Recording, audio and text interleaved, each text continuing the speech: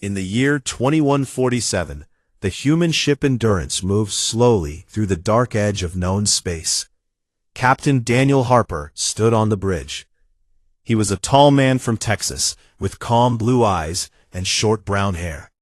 At 42 years old, he had seen many strange things in his 20 years of service, but nothing prepared him for what came next. The alarm sounded softly. Lieutenant Kevin Brooks, the young sensor officer, looked up from his screen. "Captain, we have contact. Many ships, very large formation. They are not ours." Daniel walked to the main viewer. The screen showed hundreds of ships in perfect lines. Some looked like giant insects with shining black shells. Others were smooth and silver, like knives floating in space. At the center was a huge ship shaped like a spiked crown. It was the flagship of the Vexari Dominion. A signal came in. The communications officer, Ensign Maria Lopez, opened the channel. It was tall, over 8 feet, with 4 arms and hard mandibles that clicked when it spoke. Its eyes were bright red. This was Kazath, the Vexari ambassador. "Primitives of the Blue World," Kazath said in a cold, translated voice, "you have entered the space of the Vexari Dominion. Your kind is new and weak. You will now pay tribute. Your metals, your fuel, your young will serve us. Refuse, and we erase your small worlds." The bridge crew looked at Daniel. No one spoke. Everyone waited. Daniel took a slow breath. He stepped closer to the camera. "This is Captain Daniel Harper of the Earthship Endurance. We come in peace. We explore. We do not pay tribute to anyone. Earth is free. Our people choose their own path." Kazath's mandibles opened wide. A sound like laughter came through the speakers. It was sharp and cruel. "Free? You apes think you are free? You crawl on one small rock. You breathe thin air. You break so easily. We have ruled 1,000 worlds for 10,000 years. You are nothing." Daniel did not raise his voice. "We are not nothing. We ask you to leave our space. We want no fight." The Vexari laughed again. Then Kazath leaned closer to the camera. "You refuse. Good. Now the galaxy will see what happens to those who refuse us." The screen changed. Kazath's face disappeared. A new image appeared, a wide broadcast going out to every ship, every station, every world in the Dominion and beyond. "Attention, all species of the galaxy," Kazath announced. "The soft-skinned apes of the Blue World have insulted the Vexari Dominion. They reject our rule. They spit on our offer of protection. Therefore we now declare war on this species called human. Their colonies will burn. Their homeworld will become ash. Their name will be forgotten. Let this be a lesson to all who dare defy us." Silence filled the bridge of the Endurance. Maria Lopez turned to Daniel. "Sir, they just declared war on all of us." Daniel nodded slowly.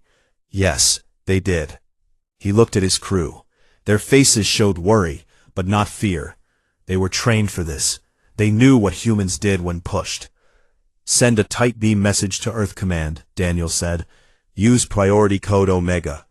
Tell them exactly what happened. Include the full recording. Tell them the Vexari have declared war on humanity." Kevin Brooks typed quickly. "Message sent, sir. It will reach Earth in 4 hours." Daniel turned back to the main viewer. The Vexari fleet had not moved yet. They were waiting, probably expecting the humans to beg or run. They did not know humans very well. Far away, on Earth, the message arrived at the United Nations Security Center in New York. Most people were asleep, but the night staff woke the leaders fast. President Laura Bennett entered the secure room. She was 51, with short silver hair and sharp green eyes. She had been a lawyer before politics, and she never liked bullies. General Ryan Mitchell, head of Unified Space Forces, was already there. He was a big man with a deep voice and gray hair cut very short. He played the recording without a word. Everyone watched. They heard Kazath's words. They saw the insect face laugh. They heard the declaration of war. When it finished, Laura Bennett stood up. She looked around the table at her advisors, generals, and scientists. No one spoke for a long moment. Then she said very quietly, "They just made the biggest mistake in galactic history." Ryan Mitchell smiled a little. It was not a happy smile. It was the smile of a man who had waited years for someone stupid enough to try this. "Madam President," he said, "we need to mobilize. All forces, all reserves, full war production." Laura nodded. "Do it. Wake the world if you have to. Tell every factory, every shipyard, every person who can hold a tool, get ready. We are not asking for war. They brought it to us." She turned to the window. Outside, the lights of New York City glowed against the night sky. Far above, in orbit, the first defense platforms were already turning toward deep space. On the Endurance, Daniel Harper gave new orders. "Full stealth mode," he said. "Cut all active signals. We are going dark. Plot course back to Proxima Colony at best silent speed. We need to warn them first."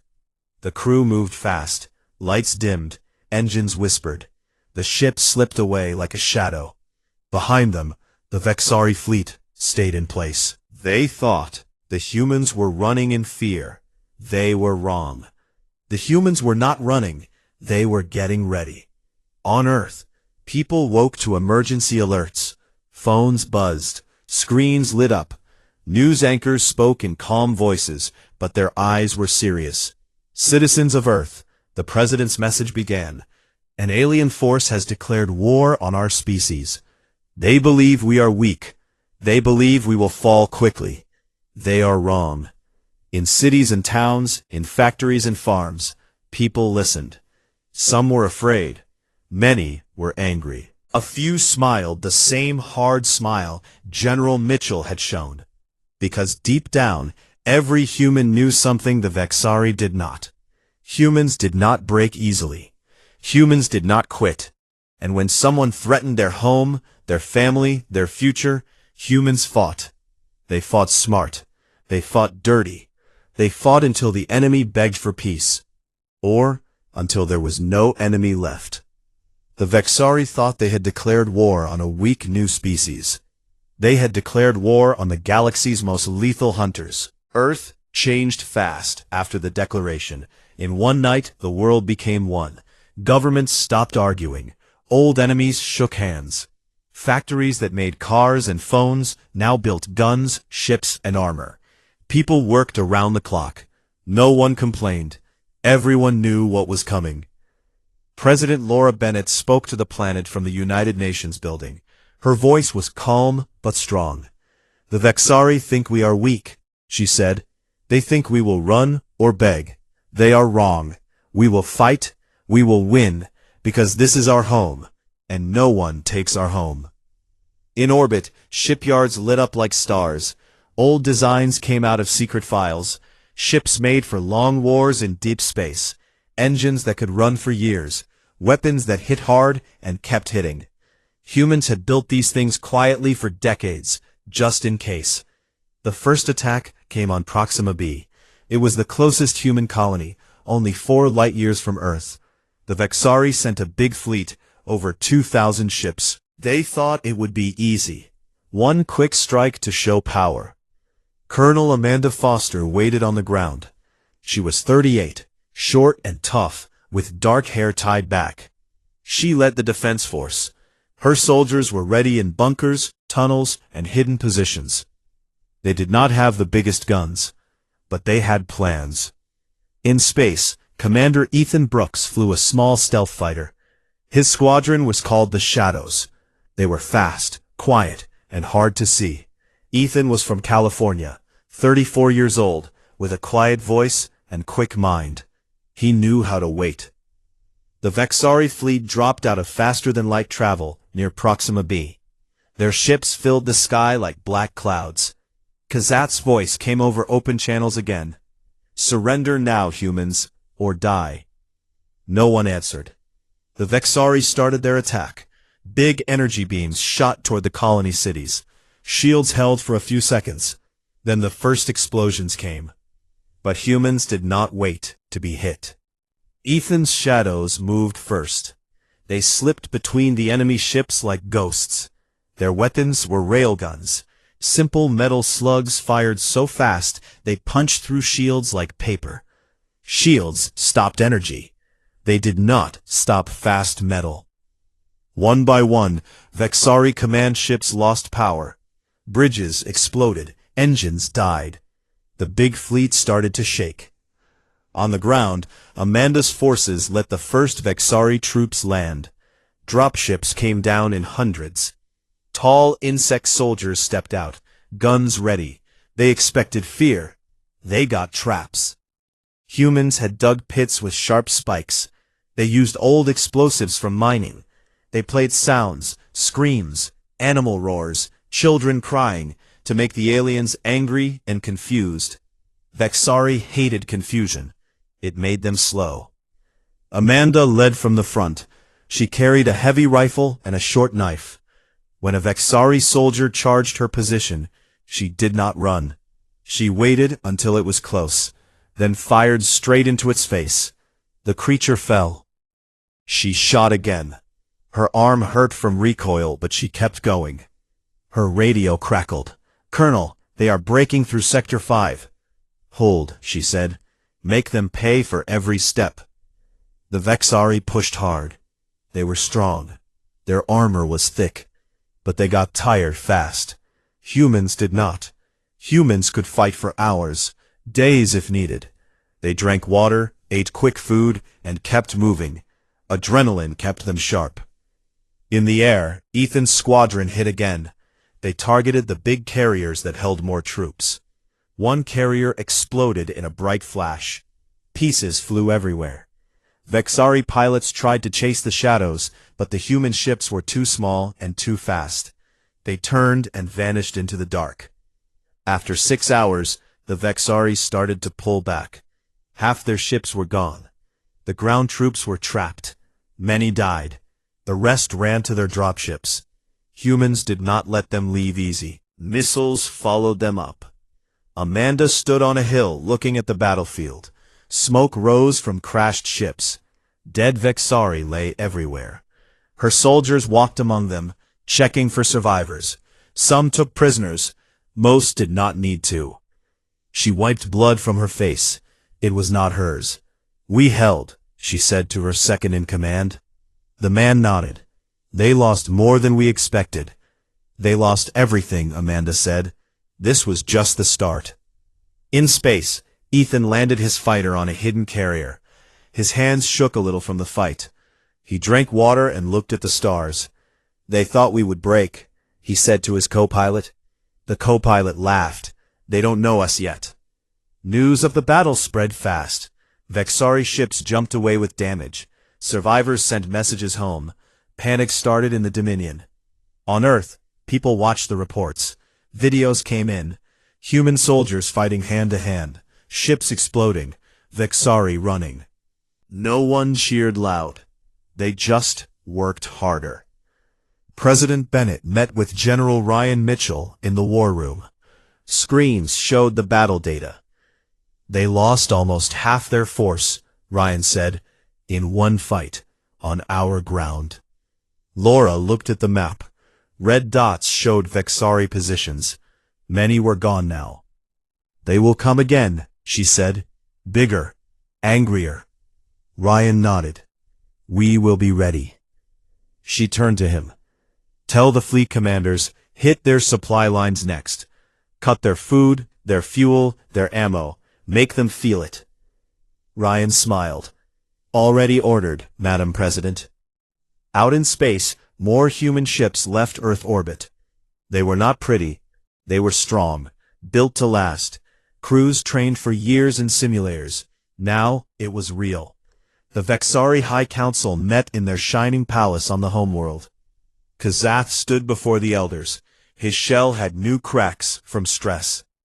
"They fight like nothing we know," he said. "They do not stop. They do not tire. They use tricks we did not expect." An elder clicked his mandibles. "We send more fleets. Crush them." Kazath looked down. "We may need all our fleets." No one spoke after that. On Proxima B, Amanda Foster sat in a command tent. A medic bandaged her arm. She looked at a screen showing the stars. "They declared war on us," she said quietly. A young soldier nearby heard her. "What do we do now, Colonel?" Amanda looked at him. Her eyes were hard but calm. "We take the fight to them." The war had started. Humans did not ask for it, but now it was here.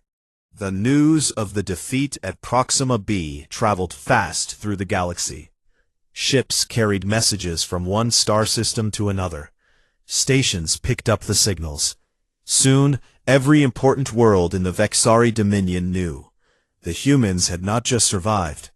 They had broken a strong fleet. Many aliens started to whisper. Some started to fear. In the heart of the Dominion, on the Vexari homeworld called Vexar Prime, the High Council met in a huge hall made of black stone.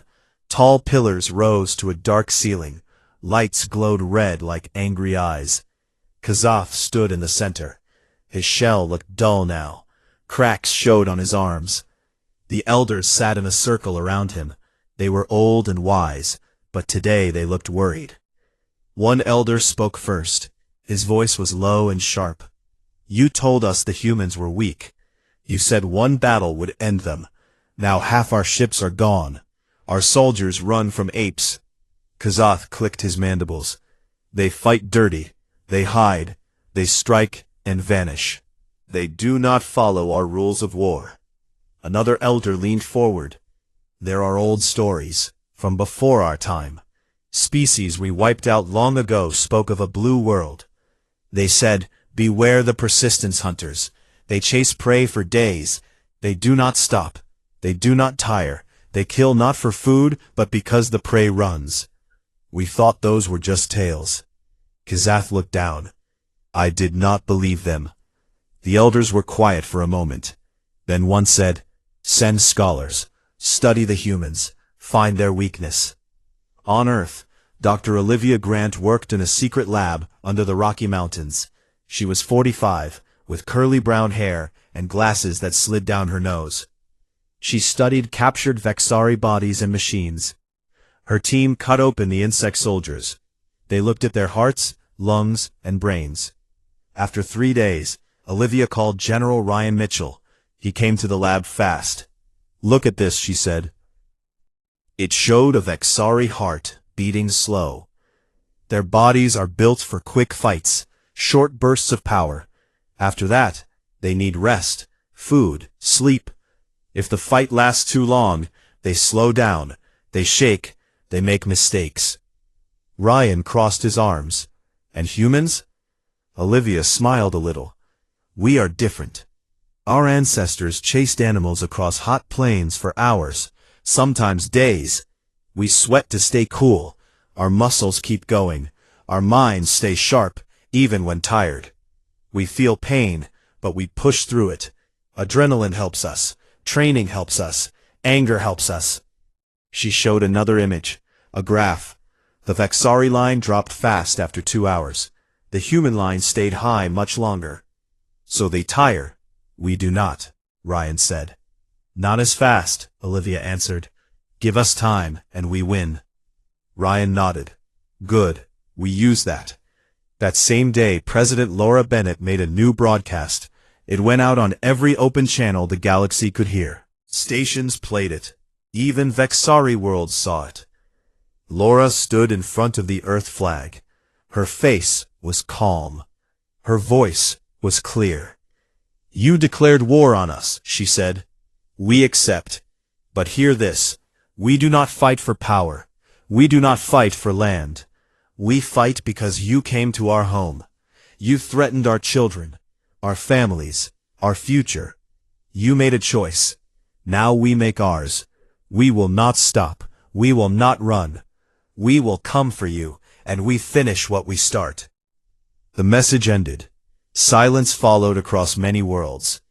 Then the counterattacks began. Human fleets moved out. They were small at first. Fast ships, silent ships. They hit Vexari supply lines. Fuel stations exploded. Food ships vanished. Repair yards burned. The Dominion felt it fast. Soldiers on far worlds went hungry. Ships waited for parts that never came. One attack happened near the gas giant called Torva. A Vexari convoy carried weapons for the front lines. 3 human cruisers waited in the rings. They used dust clouds to hide. When the convoy passed, the humans fired. Railguns punched holes in the big transports. Explosions lit the rings like fireworks. The convoy lost everything. Vexari captains screamed orders. Their ships turned to fight, but the human cruisers were already gone. They jumped away before the enemy could lock on. Panic grew. Some species in the Dominion started to talk. The Zorath, tall and feathered, sent secret messages to Earth. "We want no part of this," they said. "We leave the coalition." The Krell, small and fast, did the same. One by one, allies pulled away. Kazoth watched reports come in. His mandibles shook. "They break us without big battles," he said to an aide. "They cut our blood. We bleed slow." On a captured Vexari outpost, human soldiers boarded the station. They wore heavy suits. They moved careful in zero gravity. Inside, they found scared Vexari workers. The humans did not kill them all. They took prisoners. They took data. They left warnings on the walls in alien script. "Leave our space, or we come deeper." The galaxy watched. Old species remembered humans now. Traders told stories in dark bars. The blue world wakes. Do not wake it again. Back on Earth, Laura Bennett met with her team. Screens showed green lights, human wins. Red lights, Vexari losses. "They fracture," Ryan said. "Their coalition dies." Laura looked out at the stars. "Good, but we are not done. They started this. We end it." In a small room nearby, Dr. Olivia Grant kept working. She looked at more Vexari samples. She thought about their fear, their weakness, and she thought about humans, the ones who ran marathons, who climbed mountains, who survived deserts and ice, who fought wars for years and still stood up. She whispered to herself, "They poked something that never quits." Out in space, more human ships gathered. Fleets formed. Commanders planned. Soldiers trained harder. The war had changed. It was no longer about defense. It was about pursuit. The hunters had become the hunted, and the galaxy's most lethal species was awake. The war moved deeper into Vexari space.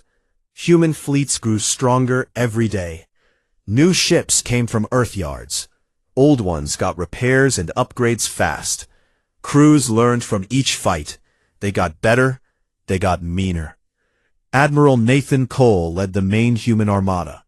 He was 53, tall, with gray hair and a face full of lines from years in command. His flagship was the Resolute. It was big, ugly, and tough. Armor thick as a house wall. Guns that could crack moons if needed. Nathan stood on the bridge every day. He spoke little. He watched everything. The big battle came near the Karthos Nebula. It was a cloud of red and purple gas. Stars hid inside it. Perfect place for tricks. Nathan planned one. He sent small scout ships ahead. They made fake signals, loud ones. They pretended to be a big human fleet coming straight at the Vexari main force. Kazoth took the bait. He pulled his ships out of defense lines. He chased the fake signals into the nebula. Inside the gas cloud, the real human fleet waited. They used the dust to hide. Engines cold, weapons hot. Nathan watched the enemy come closer on his screens. "Now," he said quietly. Human submarines, old designs from Earth oceans, changed for space, slipped out from hiding. They were long, black, silent. They carried torpedoes that ran quiet and fast. The subs moved under the nebula dust. They got close, very close. Then they fired. Torpedoes streaked through the dark. They hit Vexari engines. Explosions bloomed like flowers in the gas. Ships lost power. They drifted. Panic filled Vexari channels. Nathan's cruisers moved next. They came from the sides. Railguns spoke. Shells punched through hulls. Energy beams answered back. But human shields held. Humans had learned. They angled their ships. They twisted. They dodged. One Vexari battleship tried to ram the Resolute. Nathan did not flinch. "Port batteries, full spread," he ordered. Guns roared. The enemy ship broke in half. Fire spread. Pieces floated away slow. Kazath watched from his throne ship. His mandibles clicked fast. "They trap us," he said. "Pull back." But it was too late. More human ships jumped in from behind. They cut the retreat. Vexari ships fought hard. Some died brave. Most died scared. After the battle, the nebula glowed with wreck fires. Human losses were small. Vexari losses were huge. Half their main fleet gone in one day. Kazath made one last plan. He built a planet killer. A giant gun on a moving platform. It could fire a beam that cracked worlds. He aimed it at Earth. "If we fall," he said, "they fall first." Human spies heard about it. Agent Brian Lawson got the job. He was 31, quiet, from Oregon, good with locks and shadows. He went in with a small team. They used a stolen Vexari shuttle. They slipped close to the platform. Inside, gravity was off. They floated through dark halls. Vexari guards patrolled. Brian's team moved careful. They used silenced guns. One shot to the head. Bodies drifted away. They reached the control room. Brian hacked the system. His fingers flew on the alien keys. He found the firing code. He changed it. The gun turned on itself. Alarms screamed. Vexari rushed in. Brian fought them in zero gravity. He spun, kicked, shot. A claw cut his side. Blood floated in red balls. He did not stop. He set the self-destruct. Then he ran. His team got out, just as the platform exploded. A bright flash lit space. The planet killer was gone. Kazath saw the light on his screen. He screamed. His aides ran from the room. After that, the Dominion broke. Species left fast. The Zorath sent ships to Earth with white flags. The Krell did the same. Even the old allies turned. They attacked Vexari outposts. They took revenge for years of rule. Vexari ships ran home.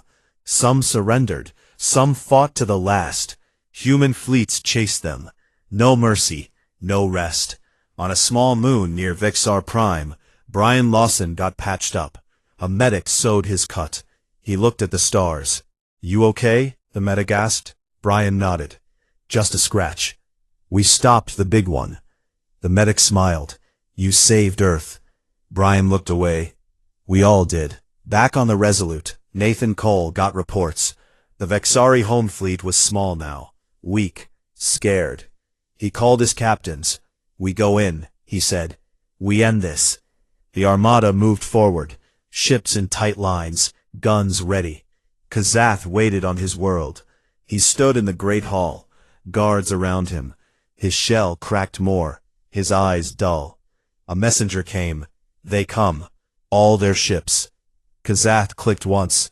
"Then we die." When human ships filled the sky, he sent one message. "We ask for terms." Nathan received it. He looked at his bridge crew. Then he answered. "Land your forces. Drop your weapons. Open your cities. No tricks, or we burn everything." Kazath agreed. Human troops landed. They walked streets of black stone. Vexari bowed their heads. Some cried. Some just stared. President Laura Bennett watched from Earth. Screens showed the surrender.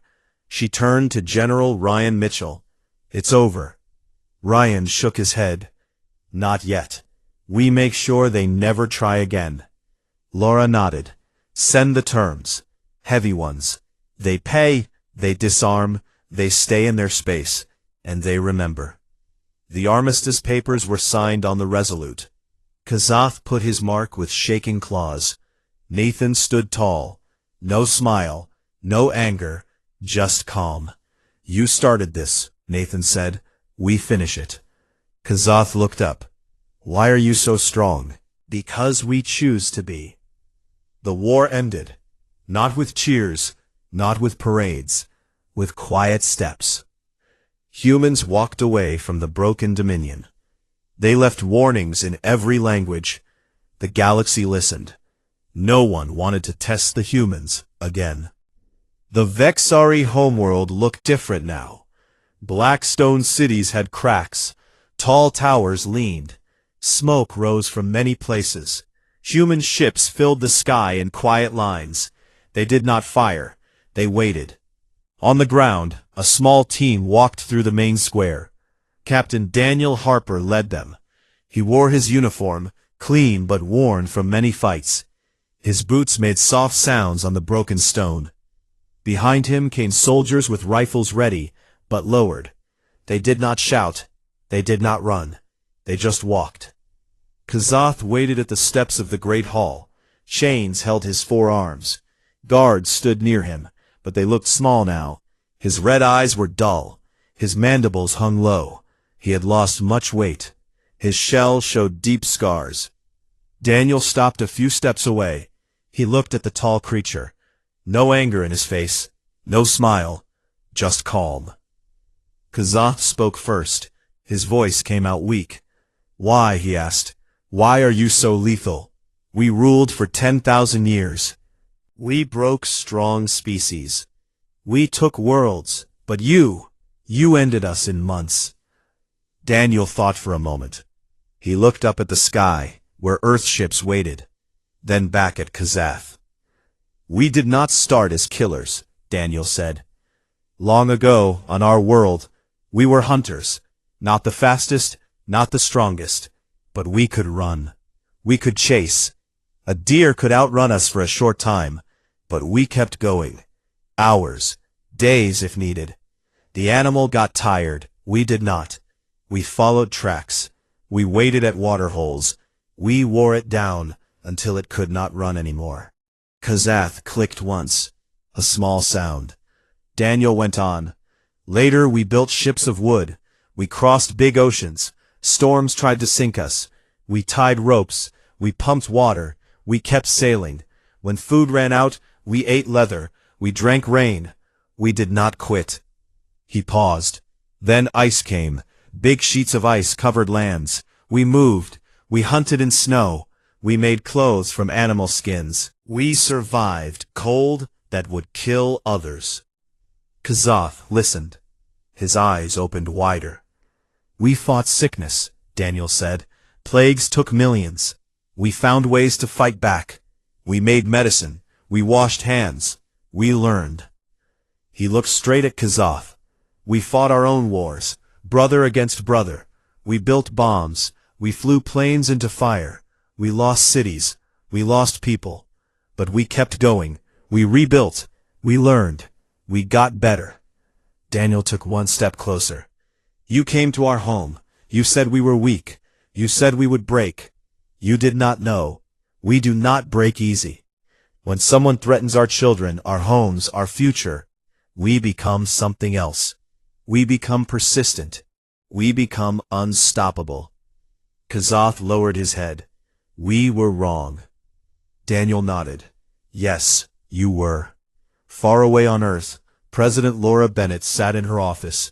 Screens showed the square on Vexar Prime. She heard every word. General Ryan Mitchell stood beside her. It's done, he said. Laura looked at the image of Daniel and Kazath. Almost. She signed the final papers. The armistice. Heavy rules. The Vexari would give up most weapons. They would pay for damage. They would stay in their own stars. No more coalitions. No more conquests. And every world would know what happened. The broadcast went out again. This time, it showed the signing. Kazath put his mark. Daniel stood tall. No cheers. No music. Just quiet. Laura spoke last. The war is over.